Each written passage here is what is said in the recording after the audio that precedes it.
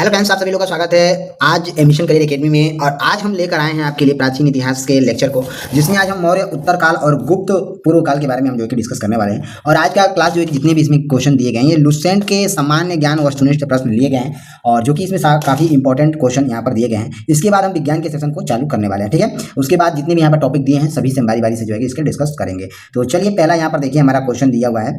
पहले नंबर पर हम देख लेते हैं क्या है क्वेश्चन। चलिए, पहला यहाँ पर देखिए क्वेश्चन दिया हुआ है हमारा, अंतिम मौर्य सम्राट। एक सेकेंड रुक जाइए।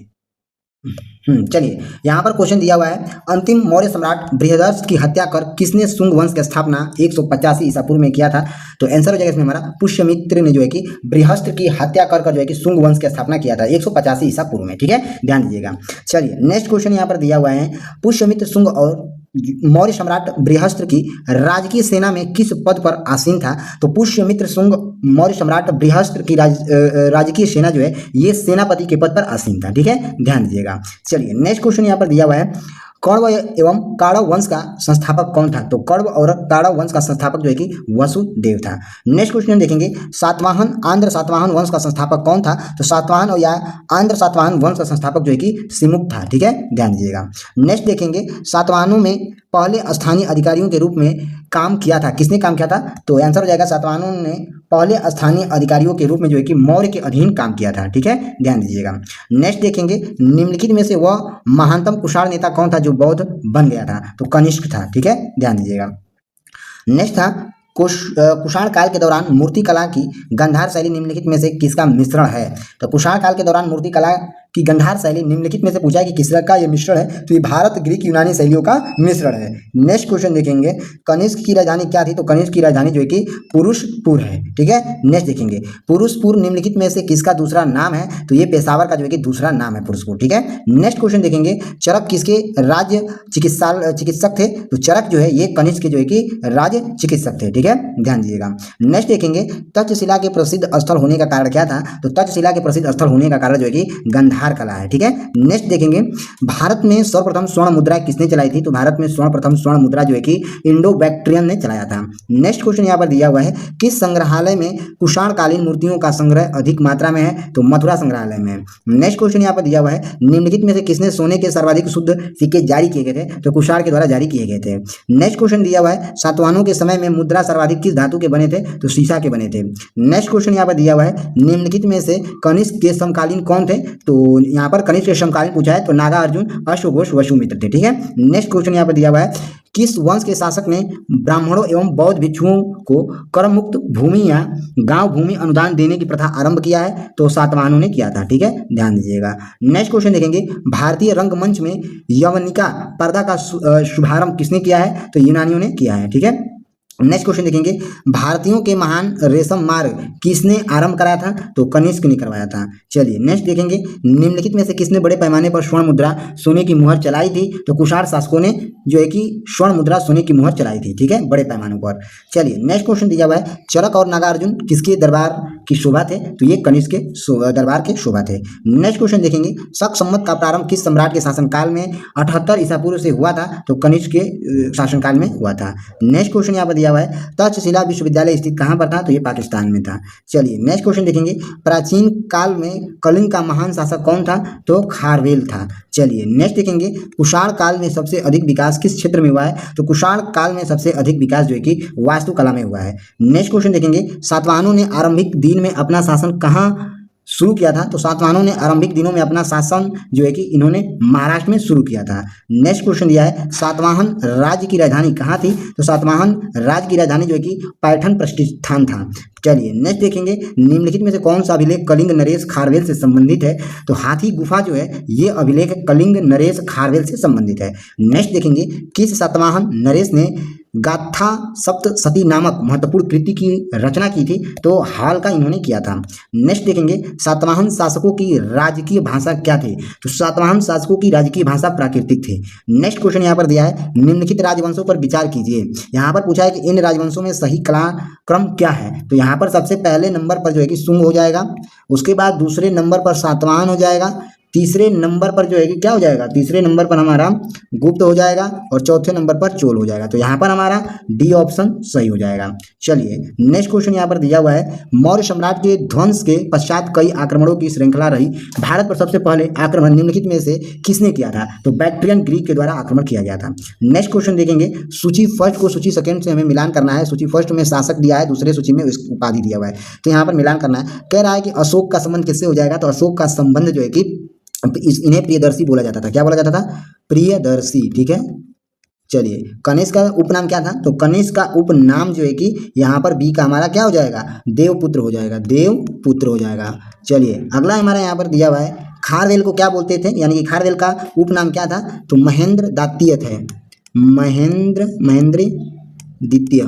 ठीक है, महेंद्र द्वितीय था। कुमार गुप्त का दूसरा नाम क्या हो जाएगा? तो कुमार गुप्त का दूसरा नाम जो है कि यहाँ पर क्या हो जाएगा? एक सेकेंड रुक जाइए, सी का हमारा यहाँ पर दूसरा हो जाएगा। ठीक है, खारवेल के राजा को क्या बोलते थे? तो खारवेल के राजा को हम लोग जो है कि यहाँ पर सी का दूसरा हो जाएगा। ठीक है, कलिंग। एक सेकेंड,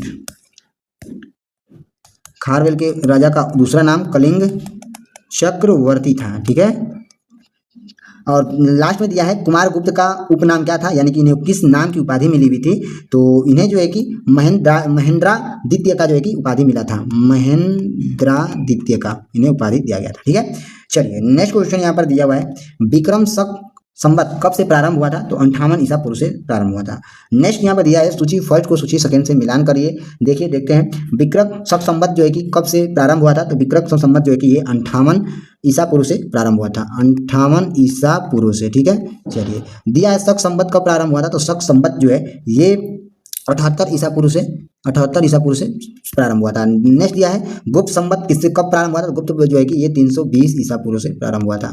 अगला दिया हुआ है यहाँ पर कलिंग, तो कलिंग जो है कि कब से प्रारंभ हुआ था? तो कलिंग जो है ये 3102 ईसा पूर्व से जो है कि प्रारंभ हुआ था। ठीक है। चलिए नेक्स्ट क्वेश्चन देखेंगे, मौर्य के बाद नेक्स्ट दिया है, मौर्य के बाद दक्षिण भारत में सबसे प्रभावशाली राजा कौन था? तो सातवाहन थे। ठीक है। नेक्स्ट क्वेश्चन दिया हुआ है, बुद्ध की खड़ी प्रतिमा निम्न में से किस काल में बनाई गई थी? तो ये कुषाण काल में बनाई गई थी। नेक्स्ट है, शुंग वंश के बाद किस वंश ने भारत पर राज किया था? तो कौरव ने राज किया था। नेक्स्ट क्वेश्चन यहाँ पर दिया हुआ है, किस चीनी जनरल ने कनिष्क को हराया था? तो पेन चाओ ने हराया था। नेक्स्ट दिया हुआ है, उत्तरी पश्चिमी भारत में सर्वाधिक संख्या में तांबे के सिक्के को किसने जारी किया था? तो कुषाणों ने जारी किया था। नेक्स्ट क्वेश्चन दिया है, कथन ए दिया है, कुषाण फारस की खाड़ी और लाल सागर से होकर व्यापार करते थे। कारण आर दिया है, उनकी सुसंगठित नौसेना उच्च कोटि की थी। तो यहाँ पर क्या सही हो जाएगा? ए सही है, किंतु आर गलत हो जाएगा। नेक्स्ट क्वेश्चन दिया हुआ है, जो कला शैली भारतीय और ग्रीक यूनानी शैली का सम्मिश्रण है उसे क्या कहते हैं? तो उसे गांधार कहते हैं। चलिए नेक्स्ट क्वेश्चन देखेंगे, कनिष्क बौद्ध धर्म की किस शाखा का अनुयायी था जिसका प्रसार उसके मध्य एशिया व सुदूर पूर्व में किया गया था? तो महायान था वो। ठीक है, ध्यान दीजिएगा। नेक्स्ट देखेंगे, कनिष्क के शासनकाल की सर्वाधिक महत्वपूर्ण घटना कौन सी थी? तो चतुर्थ बौद्ध संगीति थी। नेक्स्ट क्वेश्चन देखेंगे, प्राचीनतम भारत का महान वैयाकरण पतंजलि किसका समकालीन था? तो ये जो है कि पुष्यमित्र शुंग का जो है कि समकालीन था। ठीक है, ध्यान दीजिएगा। चलिए नेक्स्ट देखेंगे, सर्वप्रथम भारत में विशुद्ध सांस्कृतिक भाषा में लंबा अभिलेख किस राजा द्वारा जारी किया गया था? तो ये शक राजा रुद्रदमन द्वारा जारी किया गया था। नेक्स्ट क्वेश्चन देखेंगे, किस राजा के शासनकाल में ईसाई धर्म प्रचारक सेठ थॉमस भारत आया था? तो गोंदोफिनर्स के शासनकाल में भारत आया था। ठीक है, ध्यान दीजिएगा। चलिए नेक्स्ट क्वेश्चन देखेंगे, किस कुषाण शासक ने सर्वप्रथम स्वर्ण मुद्रा जारी किया था? तो विम कंडफिसस नामक शासक ने सर्वप्रथम स्वर्ण मुद्रा जारी किया था। ठीक है, विम कंडफिसस नामक जो है कि एक ये शासक था जो सर्वप्रथम स्वर्ण मुद्रा जारी किया था। ठीक है। चलिए नेक्स्ट क्वेश्चन दिया हुआ है, किस वंश के शासकों ने छत्रपत प्रणाली का प्रयोग किया था? तो शकों ने प्रयोग किया था। चलिए नेक्स्ट क्वेश्चन देखेंगे, त्रातर मुद्रा दाता की उपाधि किस वंश के शासकों ने धारण किया है? तो शक के शासकों ने धारण किया है।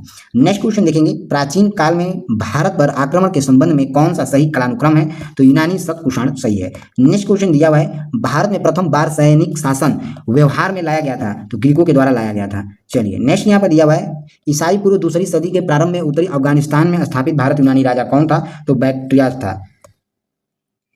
नेक्स्ट क्वेश्चन देखेंगे, चार धातु सोना चांदी तांबा एवं सीसा के सम्मिश्रण से बनने वाले सिक्के को क्या कहा जाता है? तो इसे जो है कि कारषांपण कहा जाता है। नेक्स्ट क्वेश्चन देखेंगे, सर्वप्रथम रोम के साथ किन लोगों का व्यवहार प्रारंभ हुआ था? तो तमिलों एवं चेरों का जो है कि व्यापार प्रारंभ हुआ था। नेक्स्ट क्वेश्चन देखेंगे, मौर्य उत्तरकालीन प्रमुख बंदरगाहों में कौन असत्य है? तो कोचिन असत्य है। नेक्स्ट क्वेश्चन देखेंगे, निम्नलिखित में से किस स्थान को पेरिप्लस ऑफ द इरिसियन सी में बोंडे के नामक संबोधित किया गया है? तो अरिकामन डे को संबोधित किया गया है। ठीक है, अरिकाम डे मेड को। ठीक है, ध्यान दीजिएगा। नेक्स्ट क्वेश्चन यहाँ पर दिया है, मौर्य उत्तर काल में किसने भारत में हिंदू यूनानी राजा की स्थापना किया था? तो डेमेट्रियस ने किया था। ठीक है, ध्यान दीजिएगा। नेक्स्ट क्वेश्चन देखेंगे, निम्नलिखित में से किसने अपने जीवन के उत्तरार्ध में अपने पुत्र के हाथों में राज सत्ता सौंप कर बौद्ध भिक्षु हो गया? तो मिनांडर ने हो गया। मिनांडर जो है ये अपने पुत्र के हाथों में राज सत्ता को सौंप कर इन्होंने बौद्ध भिक्षु को धारण कर लिया था। ठीक है, ध्यान दीजिएगा। नेक्स्ट क्वेश्चन देखेंगे, कुषाणों का संबंध किससे है? तो चीन के यूनानी जनजातियों से है। नेक्स्ट क्वेश्चन देखेंगे, निम्नलिखित में से कौन कनिष्क के बौद्ध होने के लिए उत्तरदायित्व था? तो अश्वघोष। ठीक है, ध्यान दीजिएगा। नेक्स्ट दिया है, सूची फर्स्ट को सूची सेकेंड से मिलान करिए। चलिए, पहला यहाँ दिया है इंड्रो ग्रीक। इंड्रो ग्रीक किससे संबंधित होगा? तो ये हिंद यमन था। दूसरा दिया है शक, तो ये सीथियन था। पार्थो कौन था? तो ये पहलव था। चलिए, नेक्स्ट क्वेश्चन दिया हुआ है, सूची फर्स्ट को सूची सेकेंड से मिलान करिए। सूची फर्स्ट में राज्य दिया है, सूची सेकेंड में राजधानी दिया हुआ है। पहला कह रहा है कि शुंग वंश की राजधानी क्या था? तो शुंग वंश की राजधानी जो है कि विदिशा थी। ठीक है, शुंग राज्य का राजधानी विदिशा हुआ करता था। दूसरा दिया है, चेदी राज्य का राजधानी क्या था? तो कलिंग था। चलिए, नेक्स्ट दिया है, सातवाहनों का जो है कि सातवाहन राज्य का राजधानी क्या था? तो प्रस्थान पैठन था। चलिए, अगला दिया है, कुषाण का राज्य का जो कि राजधानी क्या था? पुरुषपुर पेशावर था। चलिए, नेक्स्ट क्वेश्चन दिया हुआ है यहाँ पर, रोमन साम्राज्य के अनुसरण पर किस राज्य के शासकों ने कैसर सीजर की उपाधि ग्रहण किया था? तो कुषाणों ने किया था। नेक्स्ट देखेंगे, निम्नलिखित में से किसका निर्माण शुंग काल में हुआ है? तो उपयुक्त सभी हो जाएगा, यानी कि भरहुत का स्तूप के लिए भी, उसके बाद सांची स्तूप की वेदिका रिंगिल और तोरणद्वार के लिए, और भाजा स्तूप के लिए जो है कि यहाँ पर शुंग काल में निर्माण हुआ था स्तूपों का। ठीक है, ध्यान दीजिएगा। नेक्स्ट देखेंगे, सातवाहन नरेश हाल ही में समकालीन गुणाढ़ ने किस प्राकृतिक ग्रंथ की रचना किया था? तो बृहत कथा का इन्होंने रचना किया था। नेक्स्ट क्वेश्चन दिया हुआ है, निम्नलिखित कथनों पर विचार करिए। तो यहाँ पर केवल बोधगया में शशांक ने बोधि वृक्ष को काट दिया था, ये कथन बिल्कुल सही हो जाएगा।